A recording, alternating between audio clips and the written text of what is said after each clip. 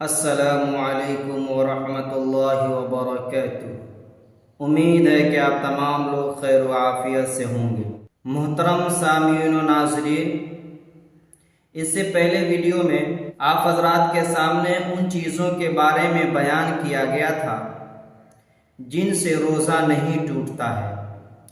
آج میں پھر آپ حضرات کے سامنے ان چیزوں کا ذکر کرنے جا رہا ہوں جن سے روزہ ٹوٹ جاتا ہے۔ روزہ کی حالت میں اگربتی کا دھواں یا کوئی بھاپ ناک یا منہ میں داخل کرنے سے روزہ ٹوٹ جاتا ہے۔ دوا یا پانی کا بھپارا لینے سے روزہ ٹوٹ جاتا ہے۔ ایسے ہی انہیلر سے بھی روزہ ٹوٹ جاتا ہے۔ اگر کسی نے روزے کی حالت میں جان بوجھ کر قے کی تو منہ بھر کر قے کرنے کی صورت میں بالاتفاق روزہ ٹوٹ جاتا ہے، لیکن اگر منہ بھر کر قے نہ ہو تو امام محمد رحمۃ اللہ علیہ کے نزدیک روزہ ٹوٹ جاتا ہے، اور امام ابو یوسف رحمۃ اللہ علیہ کے نزدیک روزہ نہیں ٹوٹتا ہے۔ روزہ کی حالت میں اور روزہ دار کی اگر نکسیر پھوٹی اور اس کا خون ناک سے منہ میں آ کر حلق میں چلا گیا تو اس سے روزہ ٹوٹ جائے گا۔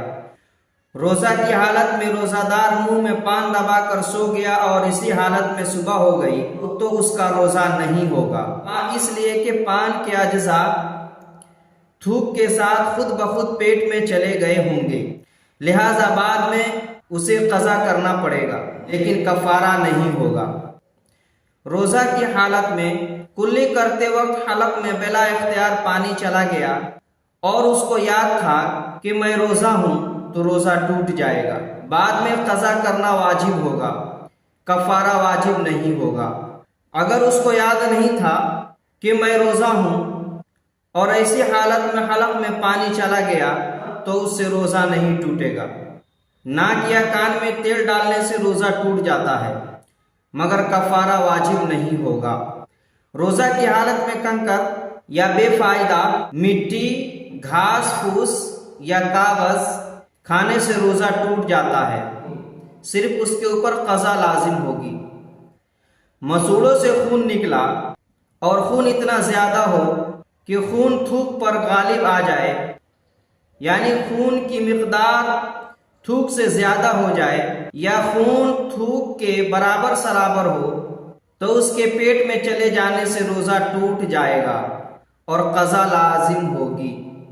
روزہ کی حالت میں حقہ یا سگریٹ پینے سے روزہ ٹوٹ جاتا ہے اور قضا واجب ہے، کفارہ نہیں۔ روزہ کی حالت میں اگر مشت زنی کرنے سے انزال ہو گیا تو روزہ فاسد ہو جائے گا، بعد میں قضا لازم ہے مگر کفارہ لازم نہیں، اس کو قضا کرنا پڑے گا، کفارہ اس کے اوپر نہیں ہوگا۔ بیوی سے بوس و کنار کی وجہ سے انزال ہو گیا تو روزہ ٹوٹ جائے گا اور قضا لازم ہوگی، کفارہ نہیں ہوگا۔ روزہ کی حالت میں اگر کسی کا احتلام ہو گیا تو اس سے روزہ نہیں ٹوٹتا ہے، لیکن احتلام ہونے کے بعد اس نے کھانا کھا لیا، یہ سمجھ کر کہ احتلام کی وجہ سے روزہ ٹوٹ جاتا ہے تو اس پر قضا لازم ہے، کفارہ لازم نہیں، یعنی اس کو قضا کرنا پڑے گا، کفارہ لازم نہیں ہوگا۔ سخت بیماری کی وجہ سے اگر کسی نے روزہ توڑ دیا تو اس کو قضا کرنی پڑے گی، کفارہ نہیں ہوگا۔ کسی نے جان بوجھ کر روزہ توڑ دیا اور اسی دن بیمار ہو گیا یا عورت کو حیض آ گیا تو قضا لازم ہوگی اور کفارہ ساقط ہو جائے گا۔ بواسیر کے اندرونی مسوں پر ہم لگانے سے روزہ ٹوٹ جاتا ہے، مگر جو مسیں باہر ہے ان پر دوا لگانے سے روزہ نہیں ٹوٹتا ہے۔ مرد کی پیشاب کی نالی میں اگر کوئی دوا ڈالی جائے اور مثانے تک پہنچ جائے تو روزہ ٹوٹ جائے گا، اور اگر مثانے تک نہ پہنچے تو اس سے روزہ نہیں ٹوٹے گا۔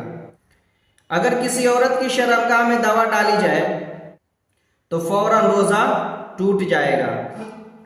اس ویڈیو کے متعلق آپ کی کیا رائے ہے؟ آپ ہمیں کمنٹ کر کے ضرور بتلائیں اور ہمیں دعا میں یاد رکھیں۔ السلام علیکم ورحمۃ اللہ وبرکاتہ۔